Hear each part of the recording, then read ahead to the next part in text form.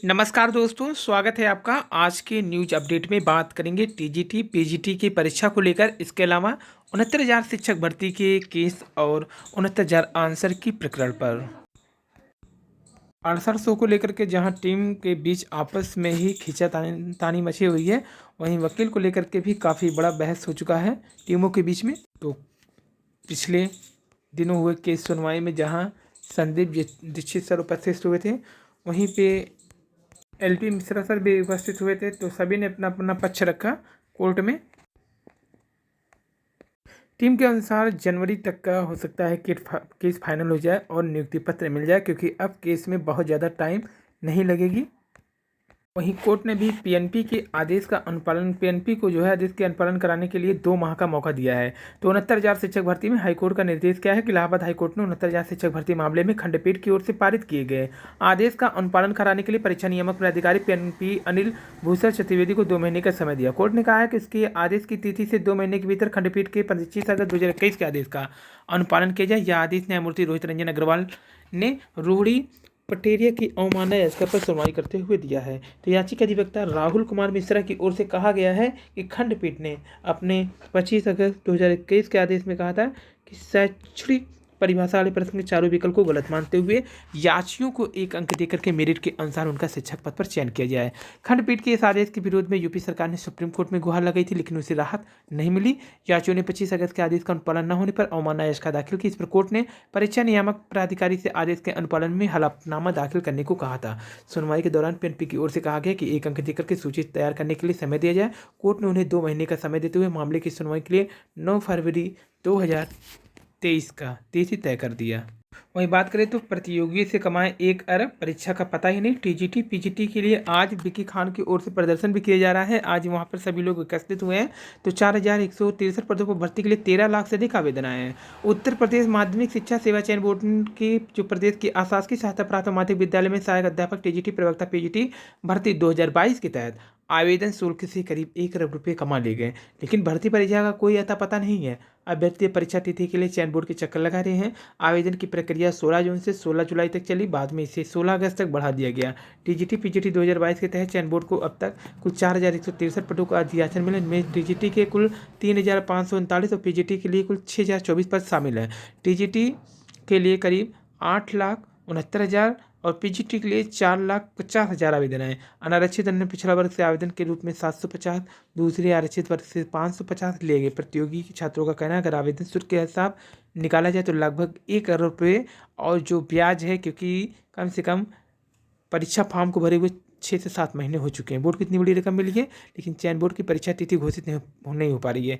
Board में सदस्यों के सभी 10 पदों का अप्रैल 2022 से खाली है, जबकि सदस्यों की भर्ती के लिए आवेदन की प्रक्रिया 14 मई 2022 को ही पूरी कर ली गई। कोरम पूरा न होने के कारण भर्ती अटकी हुई है।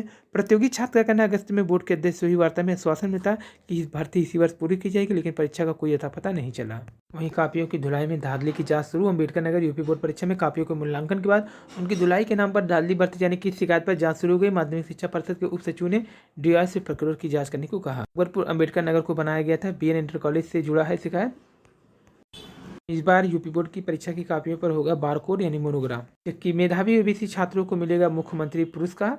प्रतियोगी परीक्षाओं की तैयारी भी कराई जाएगी। कंप्यूटर प्रशिक्षण का लाभ भी दिया जाएगा। तो राज्य सरकार यूपी बोर्ड के मेधावी ओबीसी छात्रों के लिए जल्द मुख्यमंत्री पुरस्कार योजना शुरू करने जा रहे हैं। इसके साथ ही प्रतियोगी छात्राओं को इस प्रतियोगी परीक्षाओं की तैयारी भी कराई जाएगी। तो यहाँ दिव्यांगजन एवं सशक्तिकरण एवं पिछड़ा वर्ग कल्याण राज्य मंत्री स्वतंत्र प्रभार नरेंद्र कश्यप ने बुधवार को समीक्षा बैठक के दौरान अधिकारियों को निर्देश दिया।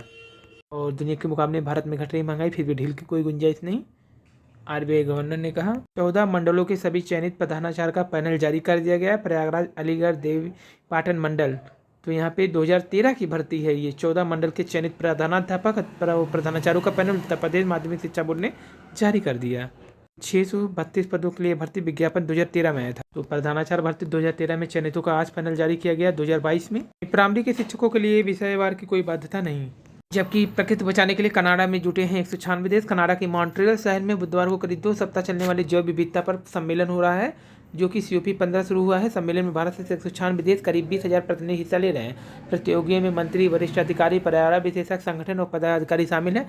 कनाडा के मॉन्ट्रियल शहर में करीब 2 सप्ताह तक चलने वाले जैव विविधता सम्मेलन यानी COP 15 के दौरान द्विपक्षीय वार्ता पर बातचीत करते हुए संयुक्त राष्ट्र महासचिव एंटोनियो गुटेरेस और कनाडा के प्रधानमंत्री जस्टिन ट्रूडो तो सम्मेलन में प्रकृति को ही हो रही नुकसान को रोकने के लिए कार्ययोजना बनाने पर विचार होगा। कार्ययोजना 2030 तक पूरा करने के लिए समझौता होगा। नवंबर में मिस्र में हुए अंतर्राष्ट्रीय पर्यावरण सम्मेलन के बाद पर्यावरण सुधार के लिए संयुक्त राष्ट्र की यह दूसरा बड़ा प्रयास है। तो इससे पहले अभी हाल में ही नवंबर में मिस्र में अंतर्राष्ट्रीय पर्यावरण सम्मेलन हुआ था। इसके बाद इस समय अब जैव विविधता पे हो रहा है। तो नवंबर में विश्व में अंतर्राष्ट्रीय पर्यावरण सम्मेलन के बाद पर्यावरण सुधार के लिए संयुक्त राष्ट्र की यह दूसरा बड़ा प्रयास है। 19 दिसंबर तक चलने वाले सम्मेलन में वायुमंडल में रहने वाली सभी जीवधारियों के संरक्षण की रूपरेखा बनाई जाएगी, जिससे प्रकृति का क्षरण रुके। सम्मेलन में 2030 तक 30% भूमि और समुद्र पर्यावरण को संरक्षित करने पर विचार होगा। सम्मेलन के उद्घाटन समारोह में कनाडा के प्रधानमंत्री जस्टिन ट्रूडो ने कहा, प्रकृति खतरे में, इस पर लगातार हमले हो रहे हैं। विश्व में इस समय जो कुछ हो रहा है अच्छा नहीं हो रहा है। कनाडा प्रकृति में सुधार लाने, जैव विविधता के विकास में हर समय सहयोग देने के लिए तैयार है। और CHSL 2020 में 4,791 को मिली सफलता। प्रतियोगियों से कमाए 1 अरब रुपये। परीक्षा का पता नहीं। TGT के कुल 4,163 पदों पर भर्ती के लिए 13 लाख से अधिक आवेदन आ चुके हैं। तो यहाँ पे 10 में से 8 पद जो खाली थे वो अप्रैल में ही हो गए थे। और आज अध्यक्ष ने मिलने का समय भी दिया है। विकी खान आज TGT PGT भर्ती की परीक्षा तिथि घोषित कराने और पदों की संख्या में वृद्धि के लिए पोर्टल पुनः खोले जाने की मांग को लेकर के आज चयन बोर्ड के अध्यक्ष से वार्ता होगी। और मुस्लिम ईसाई बने दलितों को नहीं दे सकते SC का दर्जा, केंद्र सरकार ने स्पष्ट किया। बिना टेट पास अल्पसंख्यक संस्थानों के टीचरों को वेतन नहीं देगा गवर्नमेंट। हाईकोर्ट ने कल जज के आदेश पर लगाई रोक। सुनवाई 21 जनवरी को। TT पास हुए वेतन पर रोक लगा दिया। इससे पहले वेतन देने का आदेश था, लेकिन फिर सेकंड बेंच ने रोक लगाई। और बेसिक शिक्षा अंतर जनपदीय तबादले साल में अब 2 बार होंगे। KVS की वैकेंसी फॉर्म भरना शुरू हो चुका है प्राइमरी में। तो KVS की वैकेंसी अगर देखा जाए यहाँ पे 5/12/2022 से शुरू होगा एप्लीकेशन। लास्ट डेट है 26/12/2022 तक। लास्ट डेट 26/12/2022 तक ही रहेगा। जनरल OBC और EWS असिस्टेंट कमिश्नर के लिए 2300 और प्रिंसिपल के लिए भी 2300 है। जूनियर यहाँ पे देखिए असिस्टेंट स्टेनोग्राफर का 1200। TGT PGT primary teacher other post 1500। ST SC 0 रुपया। PH 0 रुपया। तो यहाँ पे जनरल और OBC अभ्यर्थियों को 1500 देना होगा, जबकि SC ST को फ्री, दिव्यांग को फ्री। तो मिनिमम एज यहाँ पे 27 से 50 ईयर तक है मैक्सिमम। और प्राइमरी के लिए कुल 6,414 पोस्ट हैं। जूनियर यहाँ पे यस असिस्टेंट के लिए 702 पोस्ट है, जबकि स्टेनोग्राफर ग्रेड 2 का 54 है। वहीं सीनियर एस असिस्टेंट का 322 है, जबकि हिंदी एस के 11 हैं। तो कुल मिला के अगर देखा जाए मेन प्राइमरी टीचर, फिर नीचे है म्यूजिक के लिए 303, लाइब्रेरियन के लिए 355, पोस्ट ग्रेजुएट टीचर का 1409 और यहाँ पे ट्रेनिंग ग्रेजुएशन TGT के लिए कुल 3,176 पोस्ट है। असिस्टेंट कमिश्नर के 22 हैं, प्रिंसिपल के 245 है, वाइस के यहाँ पे 203 है। और KVS का यहाँ पे देखिए जो पोस्ट है टोटल जनरल OBC की सीट के अनुसार क्या क्या है ये आप देख सकते हैं। साइंस के TGT science, TGT social science, सबके पोस्ट यहाँ पे दिए गए हैं। जूनियर की बात, तो ये फॉर्म भरने के लिए पूरी प्रोसेसिंग है। और बात करें तो नेट हिस्ट्री से पास होने वाले जितेंद्र कुशवाहा जी को ढेर सारी शुभकामनाएं। तो यहाँ पे जितेंद्र कुशवाहा जी ने नेट का परीक्षा उत्तीर्ण किया है, प्राचीन इतिहास विषय से। मीटिंग के साथियों की तरफ से आकाश जी को ज्योग्राफी सब्जेक्ट से नेट क्वालिफाई होने पर ढेर सारी शुभकामनाएं। इस बार नेट आकाश जी हुए ज्योग्राफी से, तो 2 क्वेश्चन थे इनका JRF का। ये थी आज की न्यूज अपडेट। धन्यवाद, थैंक यू।